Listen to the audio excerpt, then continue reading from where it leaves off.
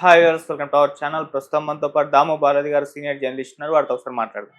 Sir నమస్కారం sir. నమస్తే. Sir, ఆంధ్రప్రదేశ్‌ని జీబీఎస్ వైరస్ అయితే వణికిస్తుందని చెప్పుకోవాలి సార్. మునుపటి కంటే ఇంకా ఎక్కువ కేసులు పెరిగాయని చెప్పేసి కూడా వార్తలొస్తున్నాయి. అయితే ఈ ట్రీట్మెంట్ తీసుకోవాలి, దీనికి ఆ ట్రీట్మెంట్‌లో భాగంగా ఇంజెక్షన్ ఇవ్వాలి. ఆ ఇంజెక్షన్‌కి 20,000 అని చెప్పేసి కూడా అంటున్నారు. మరి ఈ రకంగా ఎన్ని ఇంజెక్షన్‌లు తీసుకోవాలి ఒక వ్యక్తి? అండ్ ఈ ట్రీట్మెంట్ ఏ విధంగా ఉంటుంది? వర్కౌట్ అవుతుందా సార్? జీబీఎస్ సిండ్రోమ్ అంటే జీబీఎస్ వైరస్ అంటున్నారు. అదేంటంటే గులియన్ బారే సిండ్రోమ్ అంటారు. ఈ వ్యాధి ఇప్పుడు ఆంధ్రప్రదేశ్‌లో విపరీతంగా పెరిగిందని చెప్తున్నారు. నిన్న ఆరోగ్య శాఖ మంత్రి సత్యకుమార్ యాదవ్ కూడా దీని గురించి మాట్లాడారు. ఆయన కేసులైతే పెరుగుతున్నాయి. బట్ ఆందోళన చెందాల్సిన అవసరం లేదని చెప్పారు. ఇప్పటివరకు ఆయన చెప్తున్న దాని ప్రకారం 43 మందికి, దాదాపు 6 జిల్లాల్లో 43 మందికి ఈ వ్యాధి సోకింది. అందులో 17 మెంబర్స్ హాస్పిటలైజ్ అయ్యారని చెప్తున్నారు.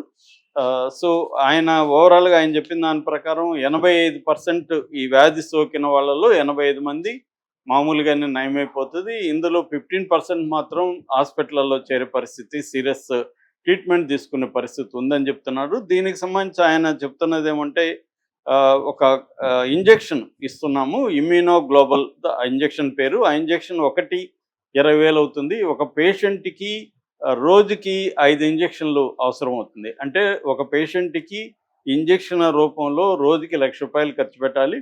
అలాగే 5 రోజులు ట్రీట్మెంట్ ఇవ్వాలి. అంటే ఒక పేషెంట్కి 5,00,000 అవుతుంది ఖర్చు. అయినా కూడా మేము భరిస్తున్నాము అని చెప్తున్నాడు. ఆయన చెప్పేదాని ప్రకారం అనంతపూరు, గుంటూరు, కడప, కాకినాడ, రాజమండ్రి, వైజాగ్ ఇక్కడ గవర్నమెంట్ హాస్పిటల్లో ఇప్పటివరకు 749 ఇంజెక్షన్లు రెడీగా పెట్టుకొని ఉన్నాం. హాస్పిటల్లో ఉన్నాయి. అవి కాకుండా హెడ్ క్వార్టర్స్లో స్టాక్లో 469 ఇంజెక్షన్లు ఉన్నాయి. సో భయపడాల్సిన అవసరం లేదు. కేసులు విపరీతంగా పెరిగే పరిస్థితుల్లో మేము ఇంజెక్షన్లు తెప్పిస్తాం ప్రభుత్వం నుంచి అని అంటున్నాడు. సో ఇప్పటి వరకైతే మనం చూసాం కోవిడ్లో ఈ గవర్నమెంట్ ఏంటంటే బిగినింగ్లో ఇలాగా మాట్లాడతారు, కానీ వీళ్ళు పెద్ద ఎత్తున ప్రిపేర్ గారు.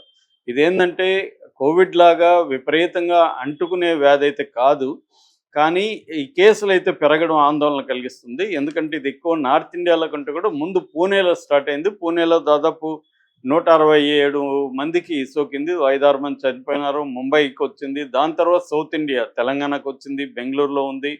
ఇప్పుడు ఆంధ్రాలో కేసులు పెరుగుతున్నాయి అన్నమాట. సో ఇంతకు ముందు కూడా నేను చెప్పాను, బేసిక్గా ఈ జీబీఎస్ అంటారు దీన్ని, గులియన్ బర్రే సిండ్రోము. ఇది సిమ్టమ్స్ ఎలా ఉంటాయి, మనకు వచ్చిందని ఎలా తెలుస్తుందంటే కాళ్ళ దగ్గర నుంచి సూదులతో గుచ్చినట్టుగా పెయిన్ అది స్టార్ట్ అవుతుంది. అక్కడి నుంచి బాడీ అంతా వ్యాపిస్తుంది.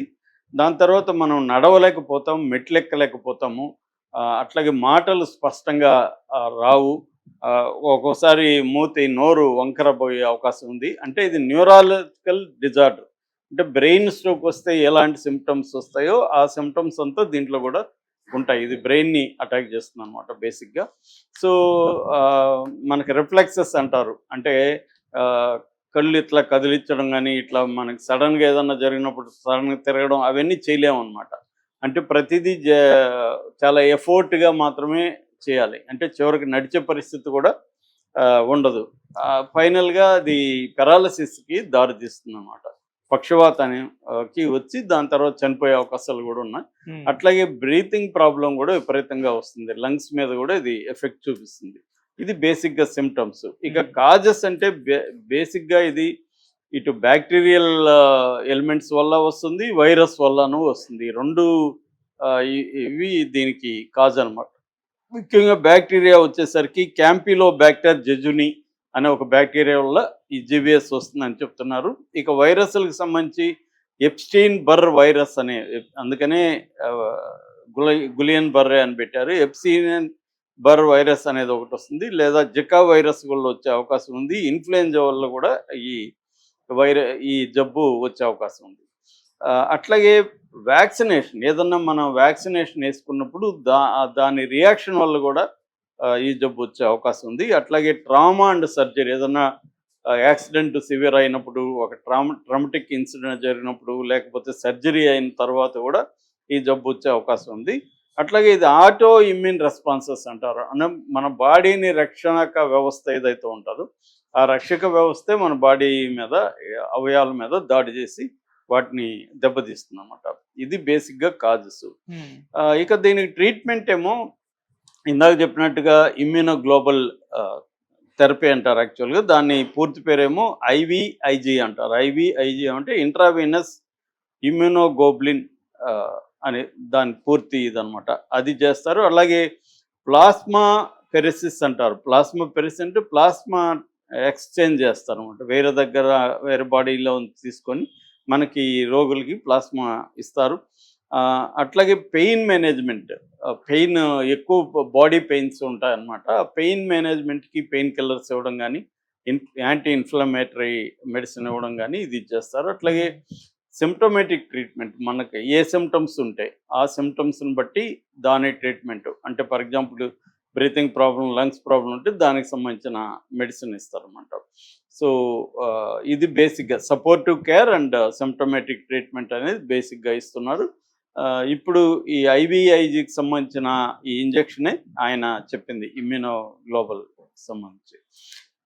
ఇక ఇది ప్రివెన్షన్ రాకుండా ఉండాలంటే ఈ జబ్బు అసలు రాకూడదు అనుకున్నప్పుడు అసలు ఈ జబ్బు ఎలా వస్తుందంటే బేసిక్గా వాటర్ అండ్ ఫుడ్ పొల్యూషన్ వల్ల, food contamination and water contamination వల్ల వస్తుంది.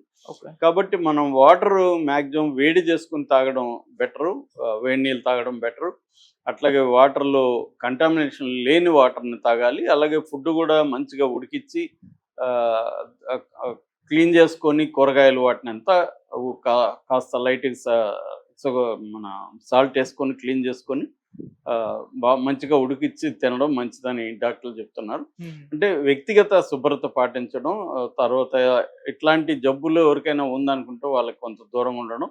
అంటే ఇదేదో గాల్లో వ్యాపించి వైరస్లు అట్లా కాదు. బట్ ఆ జబ్బు వచ్చిన వాళ్ళతో ఉన్నప్పుడు కొంత జాగ్రత్తలు తీసుకోవాలి. మాస్కులు వేసుకోవడం ఇవన్నీ అవసరం అనేది చెప్తున్నారు. గవర్నమెంట్ అయితే దీనికి సంబంధించి జాగ్రత్తలు అయితే తీసుకుంటున్నామని ఆయన మంత్రి చెప్పారు. సో అంటే ఇది ఆందోళన చెంది భయపడిపోయి ప్యానిక్ అవ్వాల్సిన పరిస్థితి అయితే లేదు ఇప్పటి వరకు. ఎందుకంటే మామూలుగా ఇది ఎప్పటి నుంచో ఉంది, ఇది కొత్తగా వచ్చిందేం కాదు. కానీ మామూలుగా లక్షకి ఒకరిద్దరికి వస్తూ ఉంటుంది. అది ఇప్పుడు కొద్దిగా కేసులు పెరుగుతున్నాయి. అందువల్ల ఆందోళన చెందాల్సింది. మనకేందంటే